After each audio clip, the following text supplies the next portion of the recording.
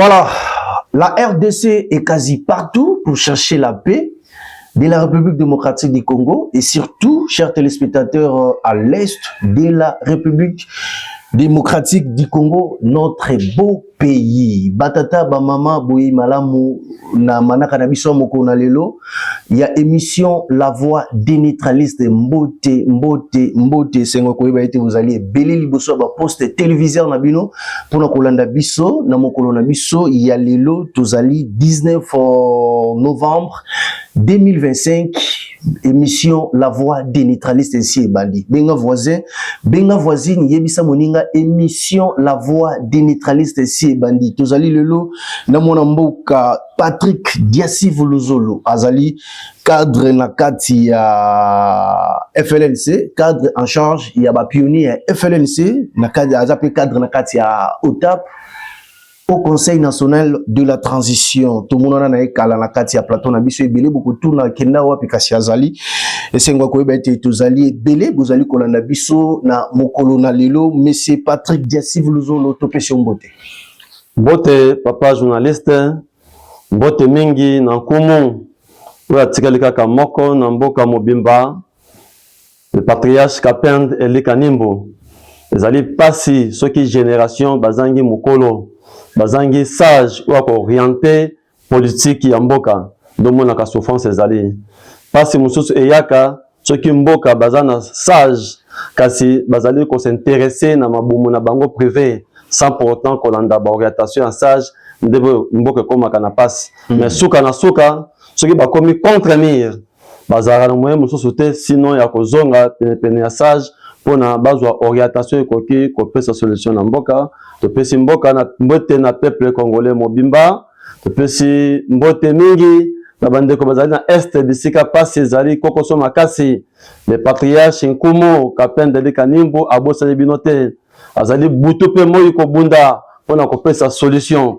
pona nini po ayebi malamu ete nyonso ezali kosalama komata kokita ba accord nyonso ekopesa ta solution moko te donc la responsabilité ezali na maboko na ye soki te bakotuna na yo mokolo ozalaki wapi etant que mokolo ya mayele pe atikali bobele moko azali butu pe moi kobunda pe tolaki na bino ete solution ya mboka Congo ekomi pene kala mingi te nyonso bozali komona lelo mokomona yango lisusu te. Merci mon mboka Patrick Diassi Vuluzolo, cher téléspectateur, nous rappelons que monsieur Patrick Diassi Vuluzolo azali cadre en charge, il y a ba pionnier, il y a Front de Libération Nationale du Congo, parti cher, il y a mon mboka Kapend Eli Kanimbu. Alors, mon mboka Kapend Eli Kanimbu, cher téléspectateur, azali président, il y a Front de Libération Nationale du Congo, puis azali leader, il y a système politique, il y a union des neutralistes, des indépendants. Alors, mon mboka Patrick Diassi Vuluzolo, bonne santé politique, il y a ba pionnier FLNC, apparemment, on dirait makambo yango pe kuna toyoka yango le société. Santé politique na bango ezali ndenge. Tango bozali koyoka te, cela veut dire bazali na ba préparation pour na kozwa relève ya kati na mboka. Pasi nyonso barate nyonso bozo mona na kati na mboka ezali po ete ba pionnier ya révolution na bazali ki préparer te. Bato bazali toujours kotala kolia nini na komela nini. Nzoka nde le patriarche Nkumu Kapend Eli Kanimbu dans sa manière ya organiser politique parce qu'il n'y a pas de succès sans successeur et il n'y a pas de successeur sans formation. Donc moni Nkumu a institué cette organisation. Il y a des pionniers pour nous préparer banani bakozwa relève ya mboka oyo na vision nini na souci nini na patriotisme nini pour être aller autre pesa na mboka changement autre pesa na mboka et c'est autre pesa na mboka na sima na biso soki Nkumu azali société e katana te ezala na ba successeur o bako continuer na même élan pour être mboka tika la libela référence ya monde entier ndenge de Nzozi Malemba lobaki que France Fanois lobaki Afrique est en forme à monde qui gâchette est en Congo pour que gâchette wana est déclenché développement changement il faut premièrement préparer ba successeur au bako remplacer ce qui était beaucoup bandaka malamu Les pionniers sont en pleine formation pour prendre la relève du pays. Et tant que chargé en cadre na kati ba pionnier bateau bazuli bakwa kolanda bino mo kona lelo ba retenir ndina o etali ba pionnier à Front de Libération Nationale du Congo. Les pionniers sont les jeunes, les enfants qui sont en formation, en préparation.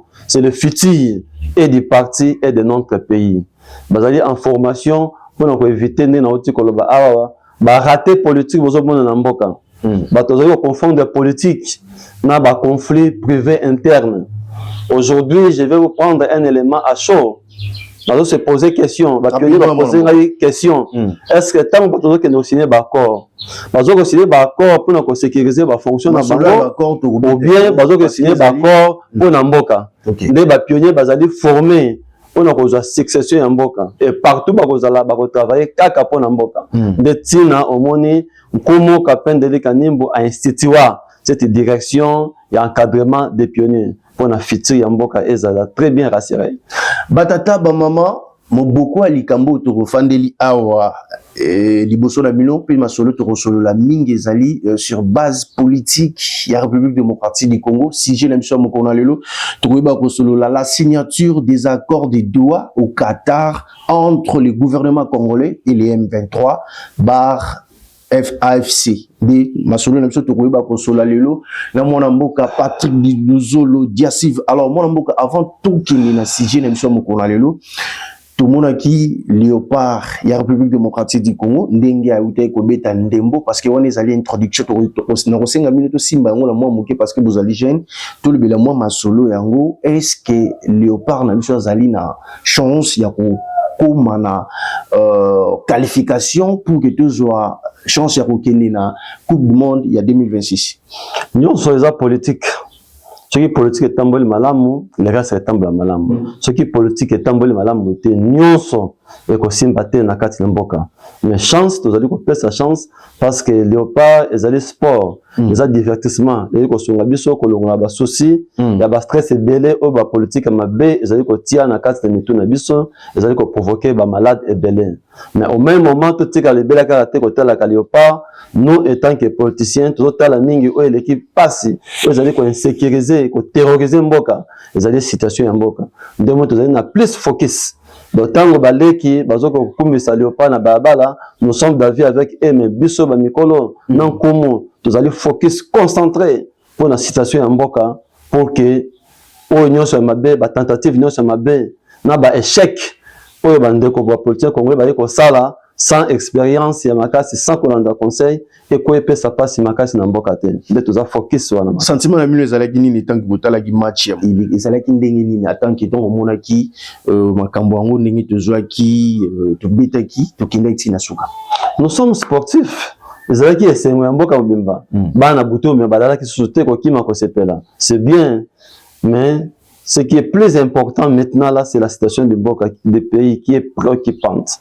Surtout tiki yango boye na maboko ya ba inexpérimenté. Alors nous autres autres allez pembeni en commun autres allez koyekola sagesse ya makasi ko expérience ya makasi ya politique aux condamner ba to na biso bozala ki wapi. C'est pourquoi nous autres nous sommes restés concentrés.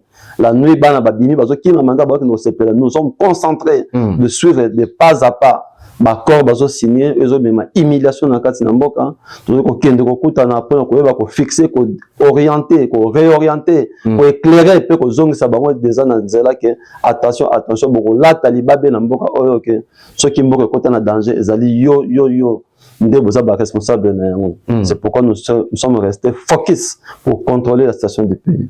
Merci mon amboka Moussa Bia, tu te rappelles qui le match de Léopard na Nigeria bête avec dimanche. Alors excusez la monopolisation il y a maloba parce que to baki date ndenge zalaki. Alors mon amboka le 14 novembre 2025 le gouvernement congolais na ba M23 ba signé ba kindaki ko signé accord ou yo formé ko tia kimia na kati na République démocratique du Congo na Doha étant que bino politicien na kati ya Front de Libération Nationale du Congo sentiment patriotique na bino ezaleli na ba accord wana ndenge éviter ko signé mokolo le 14 novembre 2025 biso toti na exil toti na maki donc tovandaki na baninga ya bamboka ebele na maki mpona koluka comment kokangola bamboka na biso. Et aujourd'hui c'est notre tour ya RDC tokotami na kati na mboka tant tozali koassiste ndenge mokonzi ya mboka na badélégation nyonso bazali kokende kosala baaccord wana sentiment na biso vis-à-vis ya biso moko mpe auprès ya bacollègue révolutionnaire tozalaki na bango ya bamboka ebele bakenda lelo baza na pouvoir ezali soni mpe humiliation ya makasi mpona biso ezalaki pasi soni kotala le genre des accords oyo mboka na biso faut assigner yango moi nayebi biso ke tozali concentré maintenant là mpona korecadrer nyonso kotia tout alignement po ete mboka e continuer na humiliation oyo te na soni oyo te bakonzi ya mboka bazali koyokisa biso à travers baoption bazali kozwa oyo kopesa ata solution moke te na problème ya mboka. Est-ce que tant que bino tant que cadre na kati ya FLNC les politiciens il y a matière politique na sia makolo ya papa Capin Deli Kanimbu vous allez komona accord wana ndenge signamé est-ce que ezali trahison au gouvernement trahir population na ye to ezali accord moko ezali pour protéger mboka na biso mo pour que paix et zwa format total. Comme je viens de dire, lorsque la signature de l'accord est au salama, je suis en train de me poser question. Oyo bazako kende au signer l'accord. Na ko par exemple l'article moko na 12 points, 12 protocoles où ils allaient signer. Pour comprendre, est-ce que on signe ces accords pour sécuriser le pouvoir na bango, bien on signe les accords pour l'intérêt ya mboka Congo. Ça, c'est les premières questions à se poser. Et c'est une interpellation que je donne à tout le monde. Tout le monde. Lorsque vous allez représenter le pays, mais lorsque vous signez, l'accord, moi, c'est un peu bidon. J'ai vu tout à l'heure de suivre une émission, on a moni, jeune à plateau, on a déchiré l'accord. Oui. C'est important. Je vous prends par exemple, Rwanda, à Sengi na Congo, avant tout, parmi les protocoles, il faut d'abord la RDC a récupéré la FDLR à Zong Sabango na Rwanda. Un point clé na l'accord. Et le Congo en est d'accord. Donc, deux raisons qui n'ont pas signé, signer ces points-là. Maintenant, je me pose question. FDLR na Congo bazalaka wapi. Depuis le 1994 à 96, vous avez le problème de massacre ya Tingi. Vous avez le problème des cas de Makebola. Et FDLR, bakotaki bazalaki massacre le gars qui a makasi. Na fermé parenthèse, mutamta se poser question, banani ba massacre bango. Bakufa ebele. Et na kati ya track wana, massacre wana, misusu ba panzana ki panzana. Bakima ba mboka ezali zinga na biso kaka na Congo te. Mais pourquoi le Rwanda a colloqué bango kaka na Congo? Et depuis ce temps-là jusqu'à aujourd'hui, je me pose question. L'AFDLR, Rwanda zo senga Congo a pesa et puis Congo azo kondima. Pourquoi kondima makambo oyo yebite ko lokela yo problème et puis ko lokela mboka problème. Ba AFDLR wana oyo azo lokala lelo est-ce ezaka ba oyo bakotaka na ba boma na matingitingi il faut ba se ko ba présenter bango lelo est-ce ezali bana oyo ba bota est-ce que c'est leur petit fils ou bien leur arrière petit fils oyo azo koloka. Le Congo doit savoir s'assumer. Ok, nous on dit Malikambote oyo yebite.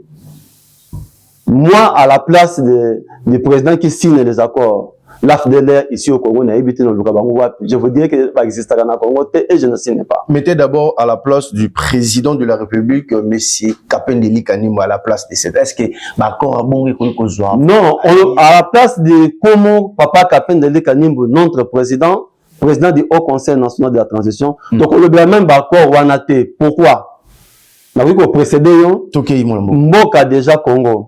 Depuis 92, 91, 92, les Congolais Vandaka, Basanganaka, na conférence nationale souveraine. Bakanga Makam. Ezalaka publié. Et na makasi, Yankungo Capin Deli Kanimbu. Tant que ça les retourne na Mboka. A meni gouvernement la continuer tout ça la visitation. Réouverture la conférence au bout de la makasi sous la dictature, tout si les commission éthique à la can, et puis tout mettre yango en musique en application pour que Mboka monsieur soit bonga. On a nini Mboka depuis kokota na yango accession na yango na indépendance Mboka eza na problème ya crise ya légitimité. ils ont comme un problème de souveraineté. Tous en ont été n'importe. Si que la conférence nationale souveraine, des hommes ça souveraineté na kat n'importe. Et que ça mi beko pour n'importe Congo et puis mi beko ne que ça makaka na bana Congo. Conférence nationale souveraine et que tia ba kondi ya Congo.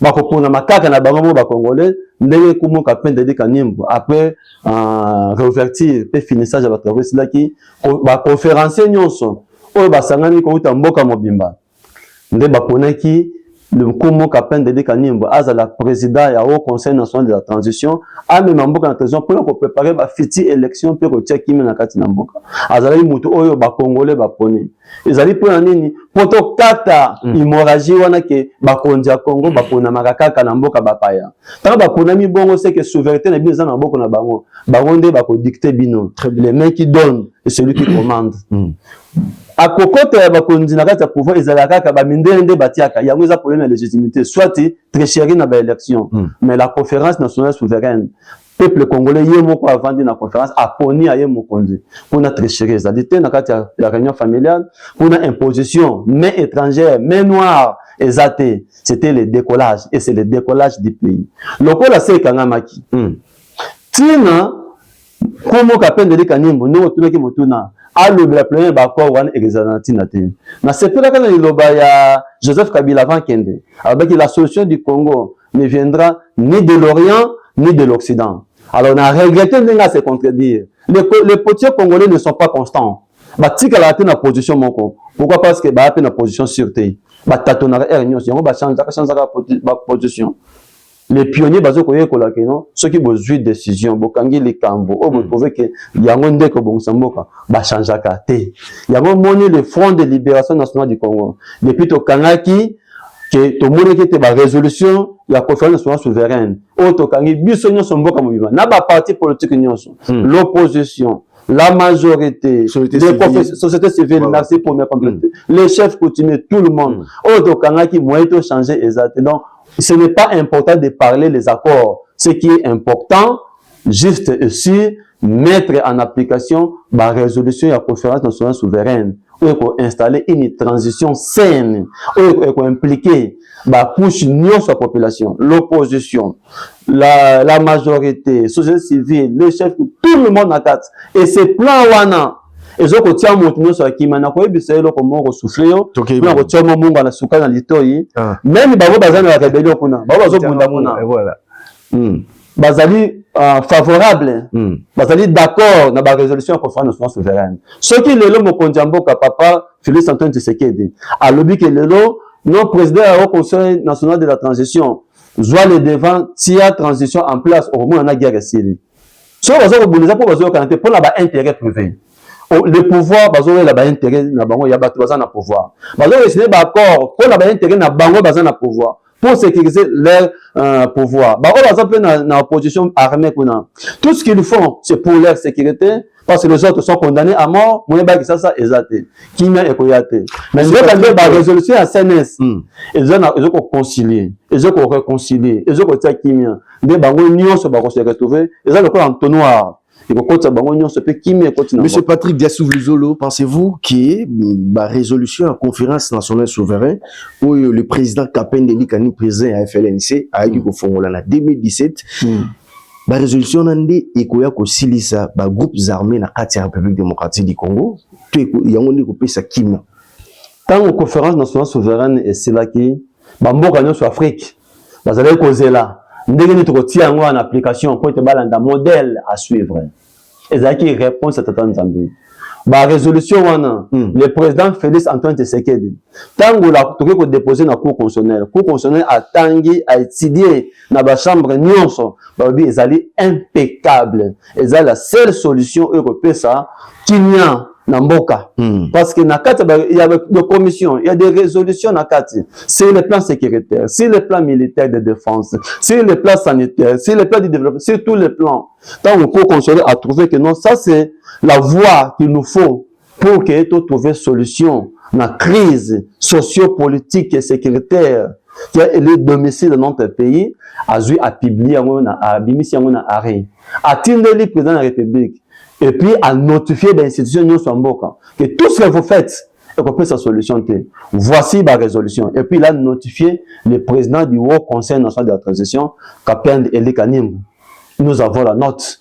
Et voici, je vous montre ici, après qu'on notifie l'institution, y compris l'institution président de la République, Azala qui notifié par la Cour sur la résolution, où ils ont dit au-dessus de la Constitution, où ils ont dit solution en Boka. Le président de la République, Félix Antoine Tshisekedi, a publié qui journal officiel, il y a mois de juillet. Voilà, journal officiel de la République démocratique du Congo. Oui, a publié pour qu'on tient en vigueur la résolution de la conférence nationale souveraine comme l'unique solution à la crise congolaise. Kagame a lobby nini. A lobby problème vous attaquer ngai et concerné ngai té. Problème il y a Congo, c'est-à-dire un problème congolo-congolais. Alors, na doit toquer ça la nini. Les États-Unis, on cherche quoi? Les alliés, je sais pas, on dirait bateau, bateau qu'on tâtonner. Monsieur Patrick, donc le président Kapend Kanimbu, Eli Kanimbu, azali na tinate ya ko kende na ba accord parce que solution eza déjà na maboko, eza officiel publié par le chef de l'État et yango tozoko bunda siko totia poto kata hémorragie. Ils ont dérangé Mboka à travers distraction, il y a pas corps. Monsieur Patrick Diassi Vizolo, pourquoi vous allez que sentez vraiment la humiliation dans Makambo et Taliba accord il y a Doha face à la signature de signé. Un article lobby, les deux parties s'engagent pour protéger la souveraineté des deux parties. Les deux parties en conflit. C'est la RDC et l'AFC barre M23 s'engagent à respecter la souveraineté de ces deux parties. Maintenant, souveraineté et à AFC M23, et comment qui paye mon colonie? Ou bien c'est que le gouvernement a un plan, n'a pas étranger, il y a une organisation en Boka, et que le gouvernement a déjà considéré AFC M23 comme un pays pour que tout de la souveraineté. Pas seulement de souveraineté de ces deux parties. Ça, ce sont les accords. Maintenant, nous les intellectuels, nous bateaux devant des pays sages. Et puis, nous avons collègues qui ont la révolution. Sagesse, c'est la révolution. Et nous savons que sonner comme il y a Congolais, et puis nous avons des bandes qui même votre président, parce que le président nous représente.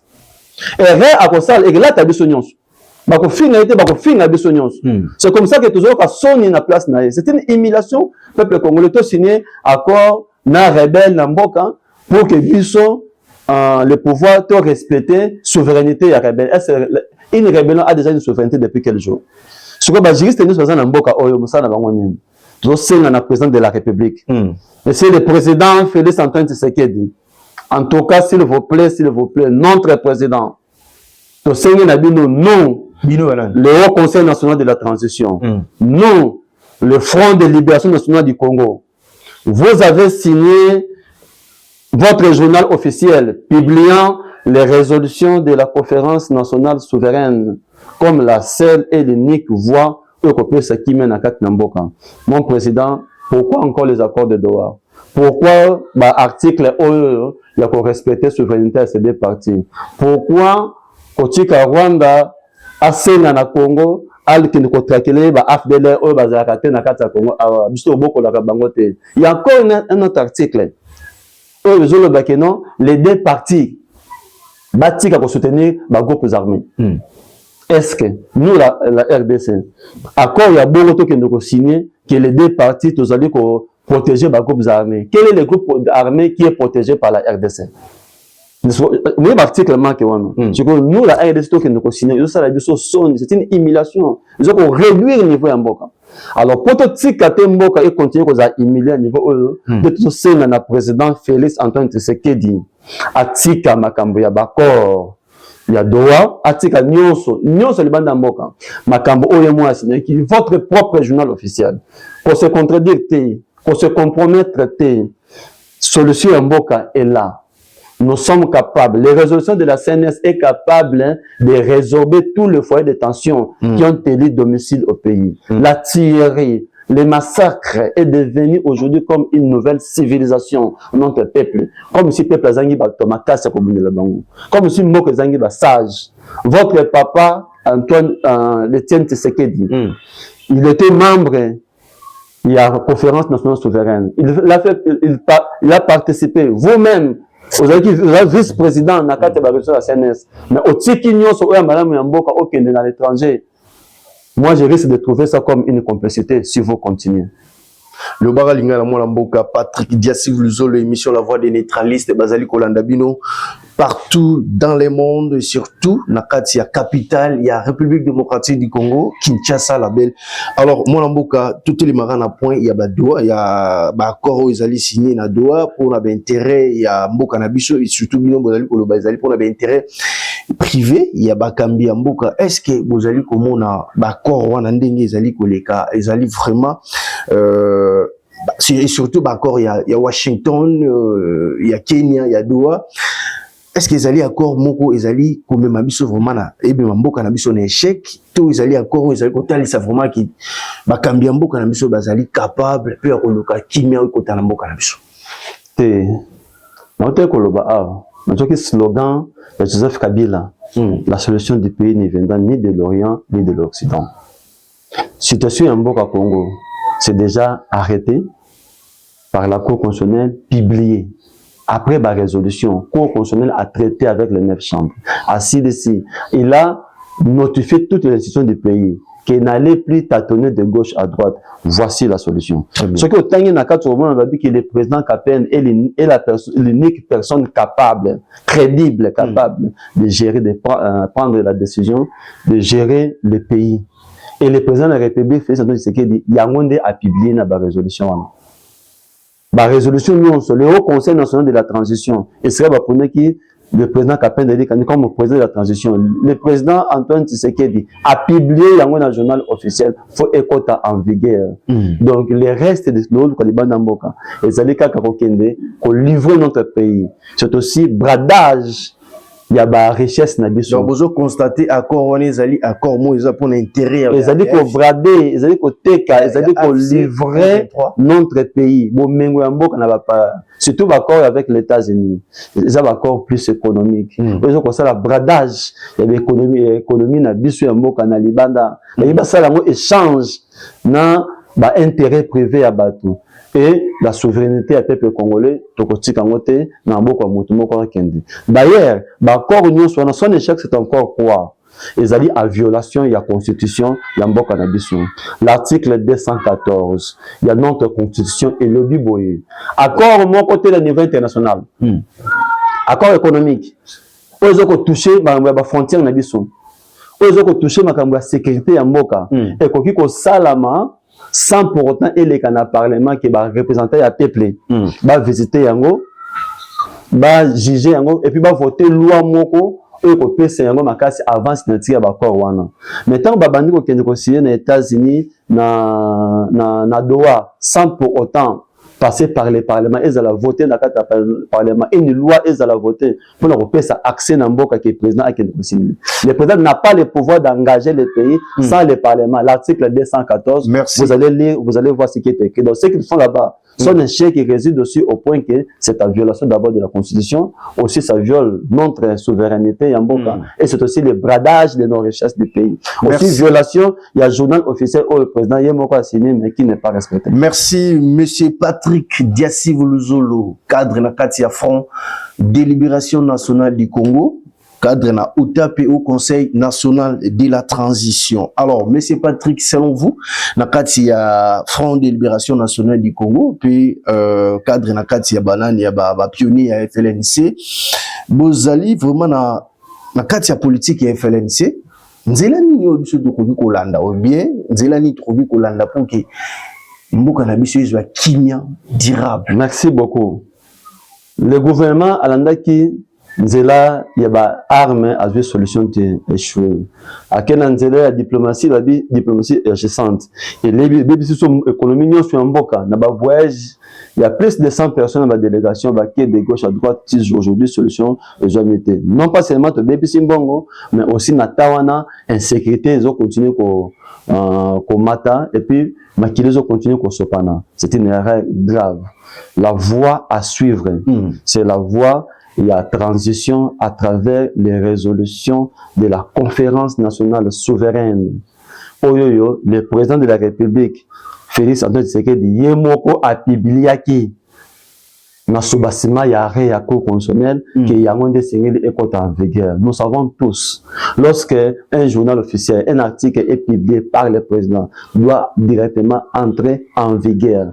Mais de ce qu'on regrette, le président, vous publiez quelque chose et vous faites son contraire. C'est là que se pose le problème. Alors, donc, au sein de la présidence de la République, donc, au sein de la peuple congolais mobile, la solution à votre problème, il a déjà touché. Le président Félix avait déjà touché. Donc, au sein du peuple congolais, nous sommes à la CIMA, il y a une résolution, il y a une conférence nationale souveraine, il y a l'unique solution. Pour l'unique solution, ils ont sont d'accord. Même les oppositions armées, ils sont d'accord parce qu'ils ont concilié. Ils ont réconcilié. Ils ont dit qu'on résolvait parfois des tensions. Ils ont résoudre les problèmes de l'éducation, les problèmes de la santé, les problèmes économiques, surtout les problèmes de notre souveraineté. Autre ligne de société que soit dicté par l'étranger, soit imposé par l'étranger. C'est là la source du mal. Ils ont retourné ça. Donc, pour tout cas, que l'élection est la source de la tricherité. Ah, bon, ça, l'élection, na Kenya, ça a encore à violation, donc je dirais même un coup d'état électoral. Ah, bon, ça, l'élection, constitution de l'élection, que ça là, à 24 heures, mais surtout que ça dit plus d'une semaine. Violation de la constitution pour éviter les tours. La conférence nationale souveraine est l'État qui va poignon Sowana et Yango pour consommer en disant que non, voici la solution. Très bien. Et Yémo, président de la République, a publié. Mais il nous doit me donner des explications. Pourquoi? Parce qu'on freine un tiroir pour que ait en vigueur. Le Parlement aussi congolais, l'ensemble basse et haute, parce qu'on a un dossier où on a table na bango. Parce qu'on continue à tirer mon pandé pourquoi? N'est-ce pas c'est pour prioriser leurs intérêts privés? Alors, ce n'est pas une complicité pour continuer à perpétrer une passe dans le peuple congolais. Un jour, tu vas bango ba complice n'a pas sa peuple. Alors, le temps que vous constatez, document sur la présidence, dans les deux chambres, dans la cour constitutionnelle, la démarche du Front de libération nationale du Congo, vous allez comme ça là pour le moment. Aussi, l'un d'autre, vous allez comme ça, accord ils allez comme ça à moment. Maintenant, nous sommes encore face à face parce que la situation économique grave. Nous sommes maintenant face à face avec le gouvernement. Nous sommes dans tous les bureaux pour leur dire que le temps économique grave. Ndenge Elia qui n'est comme on a Akab. Oui, Ndenge Elia qui n'est comme on a Akab. Akab a ABC, mais bien besoin des autres dans Katiamboka. Elia a ABC, Akab que non. Ngaite zayo Akab aux autres mon boule parce que aux autres gérer Mboka, les bandes et les béco et c'est comme Mboka, c'est le temps ici. Peuple congolais, nous sommes face à face avec le gouvernement pour que tu réagisses situation à Mboka. Ce qui était le pire écoya. Mais ce qui le gouvernement a continué à s'entêter, donc le pire, on est en charge du gouvernement. Mais tu as dit que le président Félix aussi a animé de la bonne foi. Voilà. Ils ont peut-être un entourage, une source d'influence, une source. Et nous allons avec lui maintenant, ensemble, dans un même esprit, pour que tu installes la transition. Ici, il y a ma résolution, il y a conférence nationale souveraine pour que tu pacifies le pays, tu réconcilies le pays, tu tiens kimé à solo, na kati na mboka pe peuple a bénéficié na maïtata nzambe a tiens la disposition na ye, moi na Congo azala fier d'être congolais à travers les initiatives et les orientations. Il y a le vieux sage Kapend Ede Kanimbu qui est devant vous. Je profite de lancer un message dans peuple congolais. Peuple congolais, soyez fiers, ne soyez pas désespérés parce que vous avez encore le vieux sage, le leader est là. Non pas seulement il présente la sagesse, mais un système politique qui est une ligne de conduite et au Kamamboka à partir de maintenant jusqu'à jamais pour que plus jamais Congo est à la menacer, na agression, na balkanisation, na détournement, na nyoso zomona lelo, lobby bokomo na ngoli société avec le président Kapend Edi Kanimbu, alors président du Haut Conseil national de la transition. Alors, merci Moulamboka. Diassiv Luzolo Patrick, cadre na Katia Front, délibération nationale du Congo, chers téléspectateurs, Tokomi, Bongo, presque vraiment la deuxième partie à émission na biso pour que tu aies clôturer. TV Zalingo Ngandenge to lo baraka parce que bazali ko signaler biso kuna ngonga ezali ko pusana. Moulamboka, samedi 15 novembre 2025, tout le monde qui n'a parlé du peuple. président Félix Antoine Tshisekedi Tshilombo aibe kozwa bâton ya Sirgel oyo ezali kokis moko ya ba président ya ba république nyonso ya Afrique, surtout ya Afrique ba ki wana na kati ya palais du peuple ba ki kopesa bâton ya commandement pas ya président de la République Félix Antoine Tshisekedi Tshilombo à lundi le président Joao Lourenço président ya Angola. Est-ce que vous allez komona te tant que bino na kati ya Front de libération nationale du Congo vous allez komona te kozwa prise ya ba bâton de commandement wana ezali komima biso déjà na réussite moko total ya ba démarche moko ya réussite ya mboka na biso nyonso oyo ngengaka le président Félix Antoine Tshisekedi Azaki déjà président il y a IA, Union africaine, il n'a pas donné solution. Azaki président ya SADC, ba institution, ba organisation ezali likolo ya Sirgel, et petite solution te. Soki mutazalaki na nzoko, asesi nzala bana te. Bosoki azui mbolo konde akosi sa solution. Donc vous s'appelez na responsabilité au président de la République. Non, quand c'est pélaté, ça devient la jalousie. On n'a pas de problème avec le président Félix Antoine Tshisekedi. Nous les aimons beaucoup. Mais nous parlons de concret. Pour nous séparer à papa, papa va foutre $1000 et non andako à quel seigneur ça m'a senti de l'autre côté. Ce que je vois aujourd'hui $10 net robika. Donc, tu as une distraction qui a comme président Sirgel. Pour les qu'on a dit. Ma belle va comme les Aranines. Se focaliser dans ma cambo. Eux ont frappé le mieux sur mes sa solution. Nous avons focus depuis le départ. C'est le premier qui va donner solution. Nous allons applaudir le président Félix Antoine Tshisekedi lorsqu'il va revenir sur les accords de la conférence nationale souveraine, sur les résolutions, sur le journal officiel, l'article Oyemo qu'a publié qui dans le mois de juillet 2022, si je ne m'abuse pas, ce qu'a Zonguana, ça va sauver lui-même le président, ça va sauver l'Union sacrée, ça va sauver le peuple congolais, ça va aussi sauver, ça va aussi protester de gauche à droite. Je demanderai au notre président libérer le pays pour que le pays se vous libère. Libère les résolutions de la CNC en vigueur pour que nous ayons une libération, vous appelez Kimia Solo, vous appelez Tiens Kopema, vous avez tant sur les gens de l'école d'avion, ils ont risque.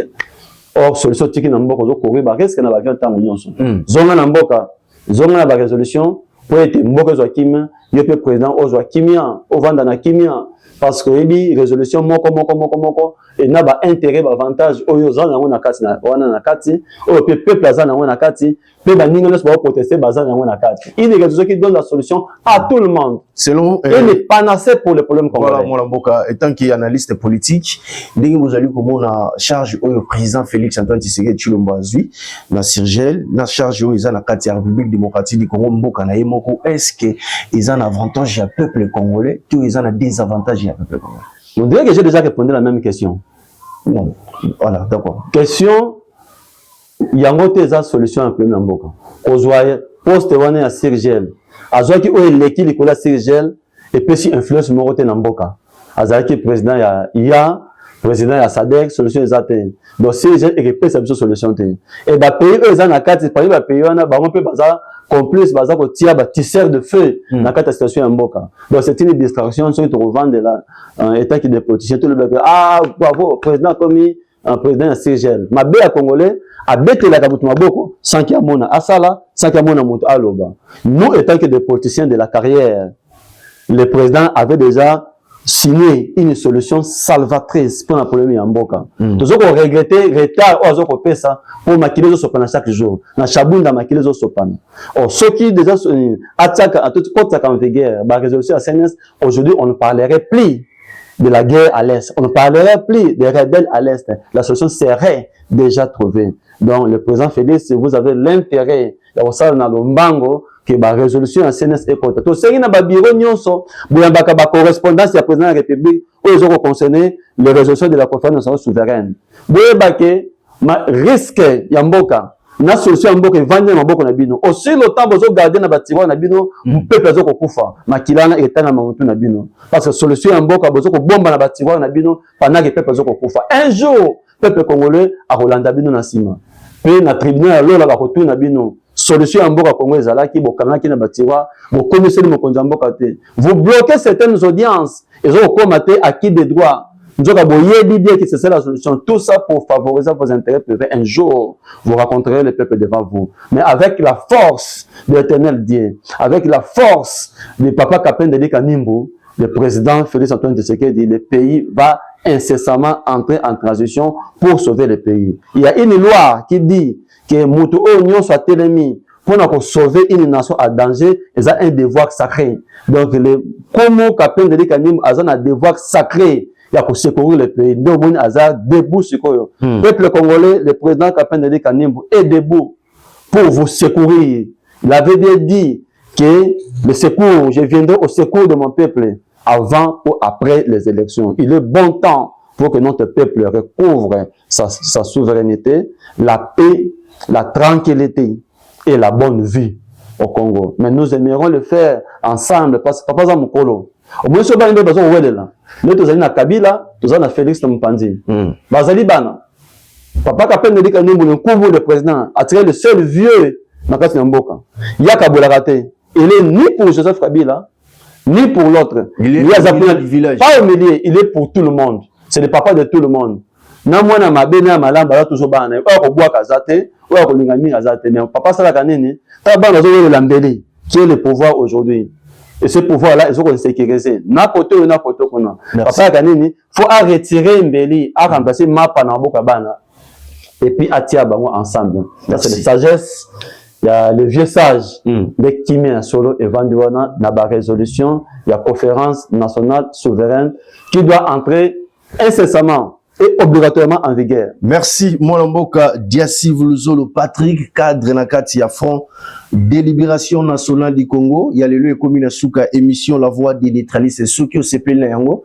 Vous pouvez si grand merci à la grande équipe technique au Baouti pour accompagner Bisso, pour que tu aies bakoma bon, la Katia Banda, qu'on a mis notre moni, JP Van Simaya Caméra, Moussa Beazalina Bisso, la Glody Bindamba, Samuel Luka. Grand merci à la grande équipe technique au grand complet, Bazalaki Nabisso, pour que tu aies bakoma bon, Katia. Yaba Ndakunabino. Alors, moi, Namboka, merci de la disponibilité. Attends, merci de répondre. L'invitation, il y a émission La Voix des neutralistes. Bino Baibozali Koluba. Émission La Voix des neutralistes, Tozali Kotali sa tendance, Tozali Ko Bengaka parti politique, non. Numéro Zaliwana affiché au bas de vos écrans. Nengabiso, Togoya partout, Totambolara, Togoya, Togo Solo la Makambo, et Tali politique, il y a République démocratique du Congo. Vous tenir, oui, regardez parce que Zali, Masolo, il y a École au Congo, Tozali partout, Togoya, Togo Solo la, Masolo, il y a République démocratique du Congo, Monamoka, Patrick Diassi Luzolo, tozali ko kabwana bino na mokona lelo kasi tokosenga boye ba kopesa mot de la fin na bino pour que bayi o bazuli bakwa kolanda biso na mokona lelo ba comprendre muto azalaki na biso na kati ya plateau ya mokona lelo ya émission La Voix des neutralistes azali nani penini azali ko conclure na kati ya masolo na biso ya politique ya République démocratique du Congo. À vous. Peuple congolais, peuple d'espoir, votre chance est que un libérateur, un sage, un souci, un leader, porteur d'un système politique union des neutralistes indépendants, porteur de la solution de la réouverture de la conférence nationale souveraine, où il y a la résolution, où il y a cours constitutionnel en demi, où le président de la République a bien impeccable paix à publier un journal officiel. Solution Yamboka Congo et ni à l'est, ni à l'ouest, ni à l'extérieur du pays, partout bazo kende solution que la mati.